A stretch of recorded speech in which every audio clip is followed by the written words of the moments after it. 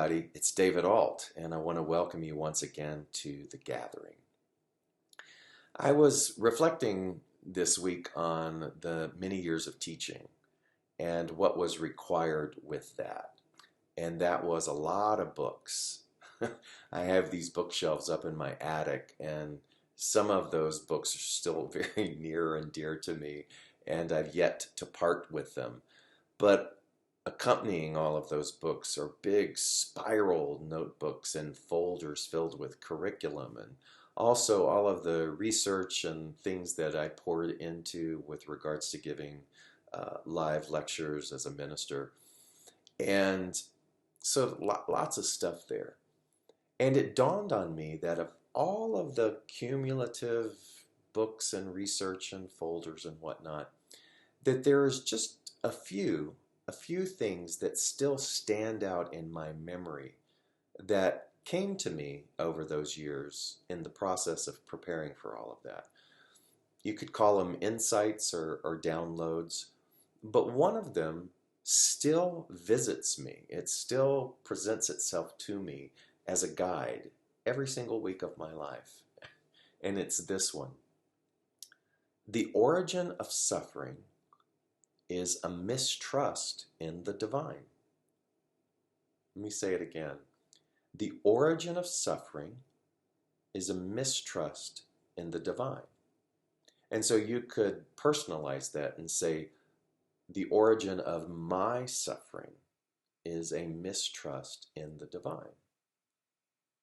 And so as I was reflecting upon that this week and whatever personal things are happening in my life, I realized that we're all familiar with, in some way, of the quote, "Pain is inevitable, suffering is optional." And for the sake of what I want to share with you today, let's be clear that this pain that I'm referring to in this particular context is emotional pain or mental pain. And so if pain is inevitable, if mental pain is inevitable, let's break that down and say, well, what's the origin of that? And that is, you and I are divine beings. It doesn't matter how much you are unconscious of that or resist that or want to deny that. As a part of the one, we are pure beings. And we took upon ourselves the brilliant assignment to come and be in a landscape of duality, a plane of form, if you will, humanity, where the opposite is presented, where we are told, we are domesticated and opinionized that what we are is not enough. We are given the opportunity to look through human eyes, which can only perceive form. And so we see lack, we see horrors, we see our own inhumanity to each other. We see that. And so that causes pain. And it's inevitable that we will feel that pain. The lingering of the pain, taking the pain then and sort of concretizing it within ourselves and constructing belief systems is, to me, suffering. We are building and crafting palaces of suffering based upon our taking those observations and experiences and then accepting them as real. And that's where the suffering comes. So the origin of our suffering is a mistrust in the divine. So if the suffering then is because we've cultivated these belief systems of everything is terrible, I'm unlovable, love is fleeting, people can't be trusted, all that kind of things. And if that is my warehouse in the atmosphere of my suffering, then it's because the other component that I'm being told or that I've explored is that we live in infinite intelligence. We are surrounded in a cosmology of a perfect patterning, that God is love and love is God and vice versa, and that's the only reality. And we've heard that. We've studied that. We've considered that. But we don't trust it because this other part is the thing that is leading us. It is the thing that has the more weight, the more percentage, the more advantage inside of us.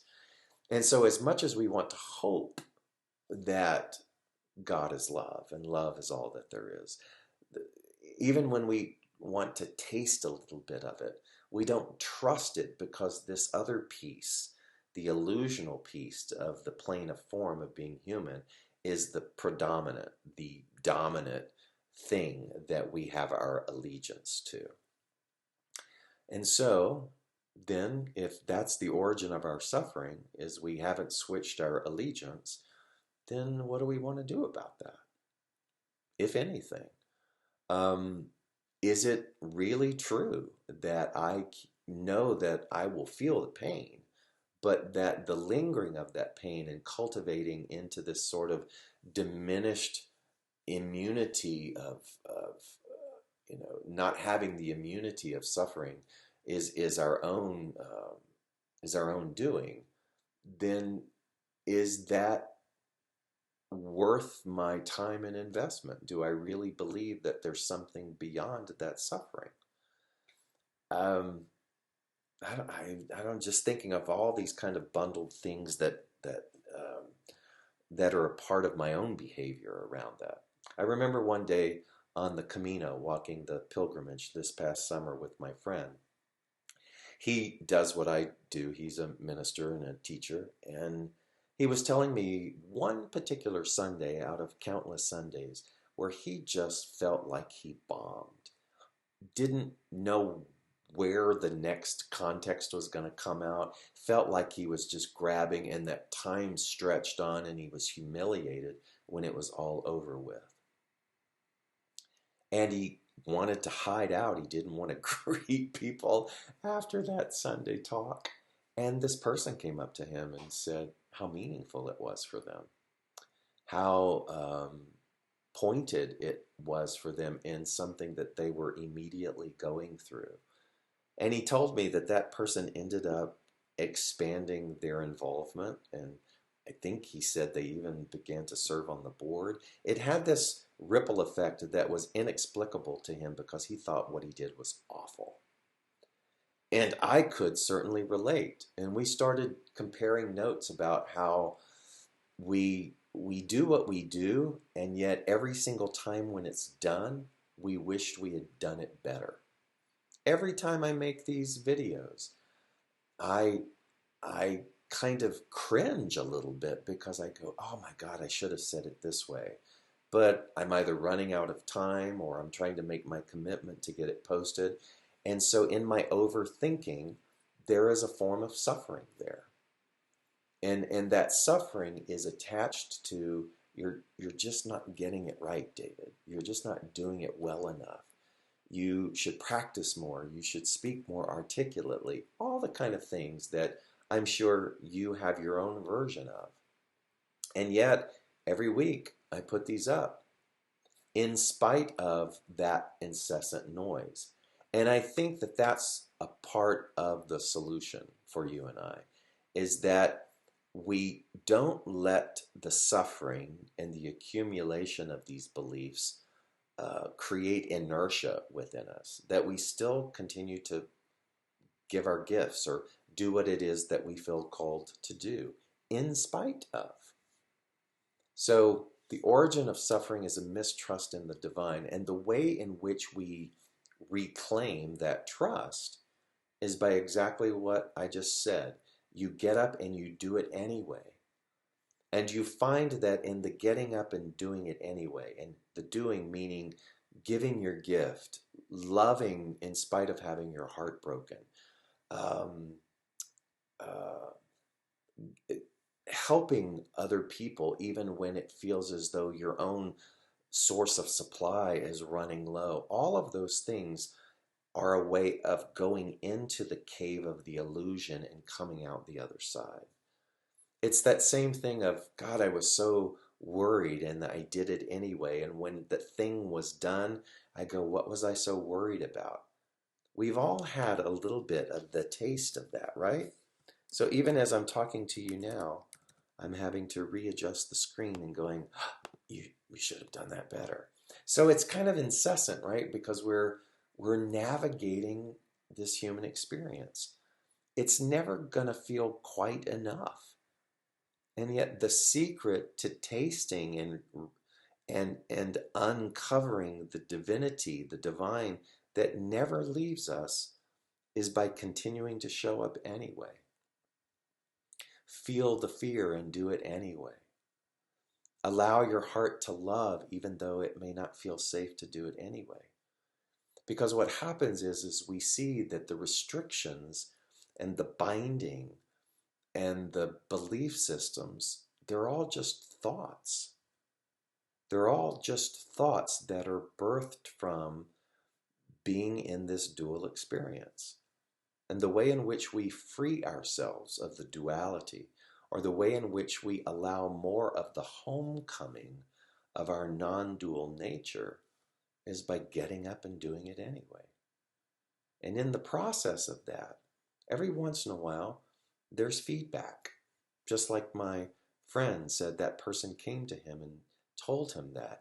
In the height of his humiliation, someone came and thanked him for the gift.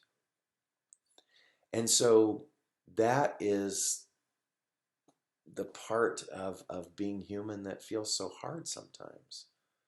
Because we all want to run for cover. We all want to buy into this idea that we have no relevancy. You know, that's a form of suffering that I find people in their end stages of life go through. It's like my relevancy was only there because of my youth, because of my status, because of my money, because of my looks. When all of those things start to fade, am I irrelevant? And I have to tell you that the only way to not drown in that suffering is to give your gift anyway, to find a way to express, and to trust that by doing that, whether it's one person or 1,000 people, um, that there is benefit to that, if nothing more than by just being willing to offer the gift.